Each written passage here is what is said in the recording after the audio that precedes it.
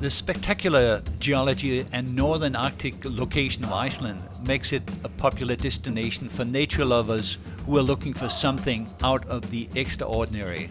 Among the national parks and nature reserves, the Hornstrandir Nature Reserve appears to be the least visited.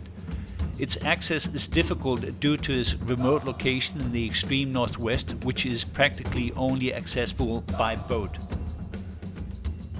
One needs to be a quite experienced hiker to travel in this area. Accordingly, most visitors are for day hikes, and one of the most popular destinations is to visit the Hornbjarg area with its extreme, very scenic cliffs harboring a very abundant bird life. Being close to the Arctic Circle, you have to be prepared for some rainy, cold days, even in the middle of the summer. Only very few arriving by boat in Hornbjarg venture out on multiple day hiking. In spite of arriving in the main season, I was the only one doing so. The destination and main base for my activities was Veng-Pedersen, the lighthouse area. Trail number 17 south allowed me to reach the lighthouse area the same day I was dropped off by boat. The alternative of being dropped off at location 18 would require walking through an icy cold stream of water not so suitable when carrying filming equipment. The Hornbjarg area is only a small part of Hornstrandir Nature Reserve. The hiking trails are well documented, but to travel in Hornstrandir you will experience a number of challenges, even in the middle of the summer, like fog and ice and snow at high elevations, and icy cold streams to cross. You need to be prepared and know what you are doing. For me to get to this area required not only a lot of planning, but also help from several people. Luckily, the Icelandic people are very helpful. Dealing with quite extreme living conditions and quite extreme working conditions, like venturing out fishing in high seas in the tough Arctic Ocean, the Icelandic people have learned to help each other and work as a team. The prime example of such a terrific team is the park ranger at Hornbjargsviti, Dori Haldarsson, and his assistant son Ketil, and of course the many volunteers who have kept the Hornbjargsviti area open for campers and hikers, which is no small feat. My main mission in Hornstrandir was to document the fascinating life of the Arctic fox family. Without the help from Dori and Ketil, I would not have been able to successfully accomplish that mission. As a solo traveler, I was faced with the challenges of not only carrying my camping equipment and extensive equipment for filming, but also find a way to get food for 1 week transported separately to the lighthouse area. The latter was made possible with the very kind help of Dori and other people. My interview with Dori and his son Ketil should give you an idea of the many logistic issues to be solved to keep Hornbjargsviti going, made possible by these two terrific people and help from other terrific volunteers. Dori, this is a very remote location. I can just imagine the preparation that goes into getting this started in the season. Tell me a little bit about how to get here with all the equipment you need to have and how you need to set things up. I mean, it looks pretty impressive operation you have here. Yeah, it's a lot of work to prepare everything to open the Viti, the lighthouse. It's take a few months to think about what I have to do and the things I have to buy and put together. And we got some volunteers from the FI company. Yeah. It's not always the same, but often it's the same persons. Now was it 12 which came with us here to open. Last year it was 20. It's different. But yeah, we have to drive to Bolungarvík to catch the boat to sail here. And now it was really rough weather when we was coming, but it's usually not like that because it's summertime. Right. Yeah. But it's only more fun when the weather is not so good. There's some pretty steep hills. How do you get up on the hills here? I understand the winter is pretty harsh on your stairway. So yeah, we have to take the stairways up when we leave it in late in August. So we have to climb up the cliffs. Right. And take down some aluminium ladder to begin and take the people up. And then we have to rebuild the stairs and the sleds, which we take all the things up. And I see you have a chute too, and you have to build that chute up again. Yeah. You have to do that. That's a pretty complex operation. Yeah, it's take about 2 days to rebuild it. Yeah. But you have some volunteers. I understand from looking at the books you have in your house that there's been quite a number of volunteer efforts. FI has quite a number of volunteers made this possible, and it's wonderful to see. I understand that the winter here, everything is closed down. Is that right? Yeah, there is no one here on Hornstrandir, only the fox and the birds in the winter. It's very hard to be here. But in the past there was a lot of people living here. Yes. Yeah. Now, I was really surprised to see how far north we are. We're not too far from the polar circle, is that true then? No, it's not so far. Yeah. I'm not sure about how many miles it is, but it's not. I even got last summer there was a lot of icebergs. And what time of the year did you see that? It was late in July. In June, late June? No, late in July. July then, Yeah. And I understand that sometimes you get polar bears to the northern part of Iceland, and you've got polar bears landing here then? Myself, I haven't been so lucky to meet a polar bear, but there is often a polar bear here. Yeah. Maybe you should be lucky that you didn't see a polar bear. So they have to shoot them then. Because they can't live here. Yeah. It's too hot for them. So what time does the season end here? What time do you have to go back? And then you have to desample and shut things down again, right? Yeah. The season is very short. It's only 1.5, 2 months. Right. It depends on the weather in the spring. So like now we are here for 6 weeks. Yeah.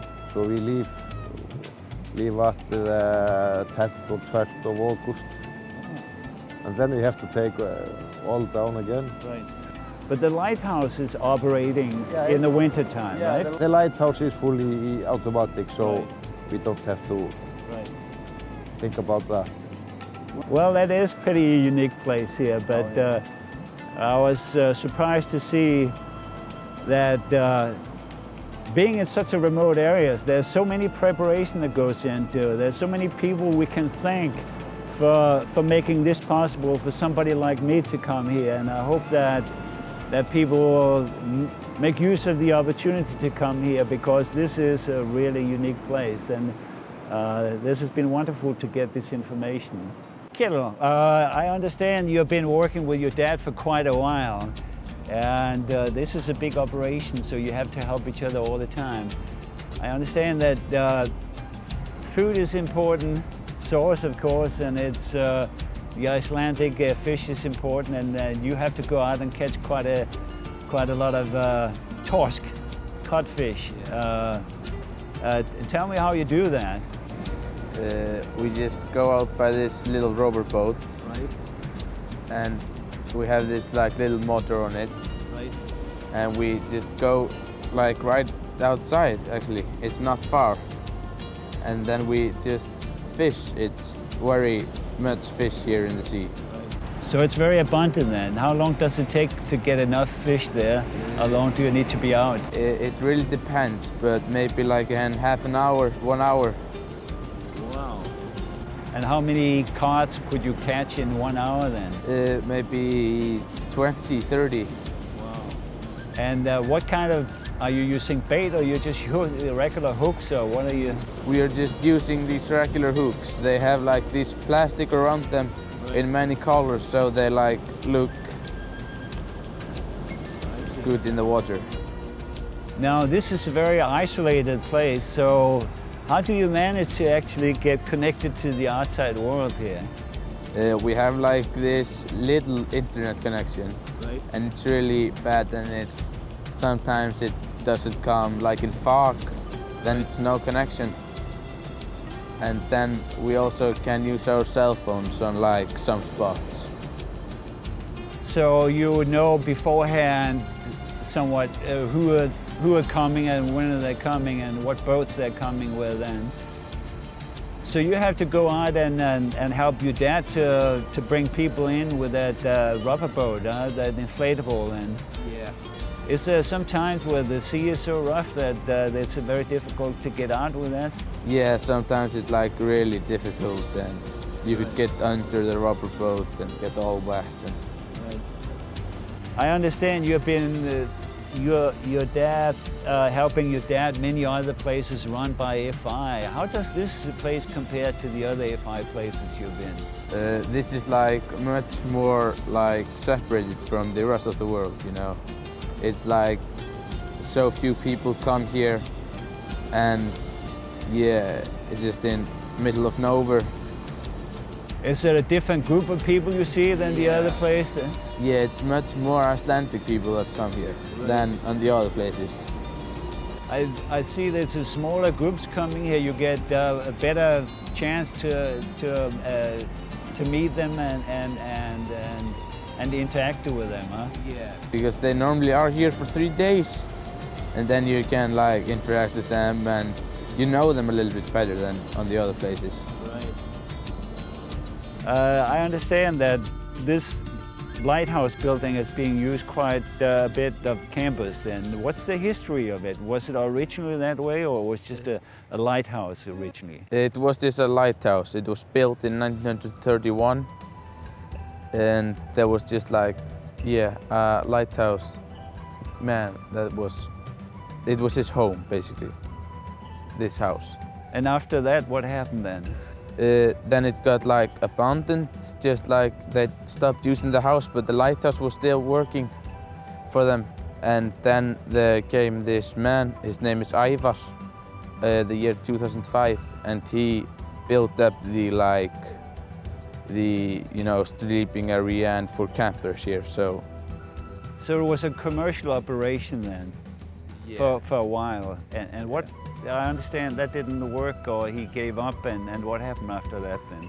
Then FE bought the place from him, you know, or rented it.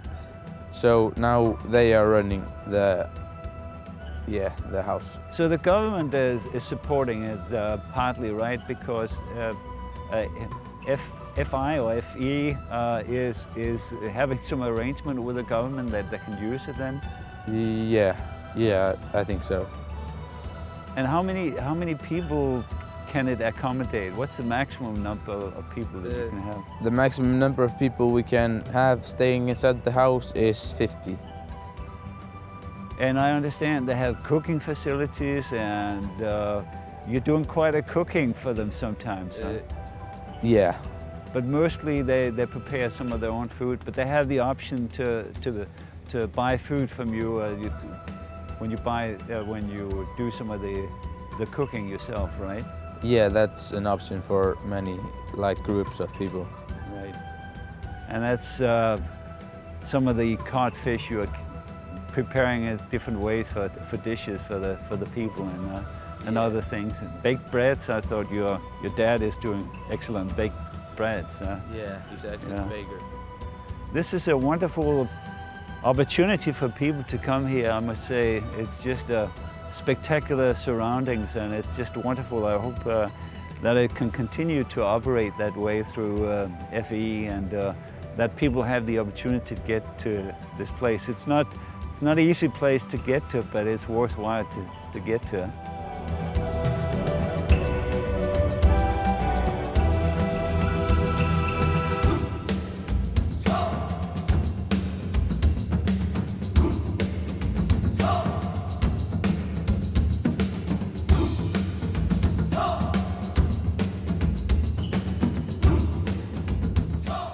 Hornstrandir is not like very popular place for people to go on now. It's still just like it's so hard to get here and they're so hard to get the information about it. So it's pretty hard, but no, I think there are more people in Hornvík and Aðalvík and some like places here around. Right. Well, I certainly hope that we get this more visible for people to be interested in coming here, because it's really worthwhile and the extra effort to come here, and I've enjoyed it very much here, and I thank you for very much the help you have given me in getting to this place.